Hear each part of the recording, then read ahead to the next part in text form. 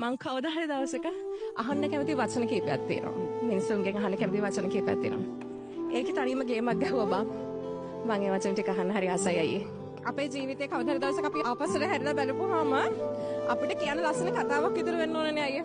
ඉතින් ඒ කතාව ඇතුලේ ප්‍රතික්ෂේප වීම, බිඳ වැටීම්, කලකිරීම, රැවටීම්, විවේචනයට ලක්වීම මේ හැම දෙයක්ම තියෙනවා. ඒ හැම දෙයකින්ම පස්සේ ඔයාව හොයාගන්න ඕනේ. ඔයාට ආදරය කරන්න ඕනේ. ඔයාගේ ගමන නොනවත්තා ඉදිරියට යන්න ඕනේ.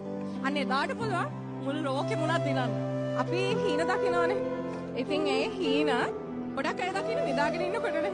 හැබැයි මට හීන දකින්නවත් වෙලාවක් නැතුව නිදි මරාගෙන S2 අර දැකපු හීන තියෙනවා. ඒ සමහරක් හීන වලින් එකක් තමයි මේ. ඒ හීන කොච්චර ලස්සනද කියනවනම් තාමත් දකින්න මේ හීනයක්ද කියලා හිතන තරමටම සුන්දරයි. එදා මං හිතාගත්ත අනිවාර්යෙන් දවසක මට පුළුවන් තාක් දුර මමගේ ව්‍යාපාරයක් ගෙනියනවා සහ දවසක මම එක බ්‍රෑන්ඩ් එකක් කරනවා කියලා. ඉතින් මට ඒ දෙයින් බලන් ඉන්න අපේ නංගිලා මල්ලට කියන්න දෙන්නේ ඔයාගේ ජීවිතේ කවදා හරි දවසක ඔයා ටාගට් එකකට යනවා නම් ඔයා අනිවාර්යෙන් ඔයාගේ වටේ ඉන්න නෙගටිව් මිනිස්සුන්ව අතාරින්න. මොකද සමහරව ඔයාට කැමති නැති වෙන්න පුළුවන්. ඔයා කරන හැම දෙයකටම අකමැති වෙන්න පුළුවන්. ඒත් ඔයා කරන හැම දෙයකටම අපෝ එක හරි නෑ කියලා හැමෝත් එක්කම කතා වෙන්න පුළුවන්. කමක් නෑ ඒ දේවට ආරංචි වෙච්ච දවසට ඔයා හදවතින්ම සතුටු වෙන්න. මොකද ඒ කියන අය දැන්ටමත් ඔයාලගේ ෆෑන් කෙනෙක් නිසා. අනේ මම දුක් විඳපු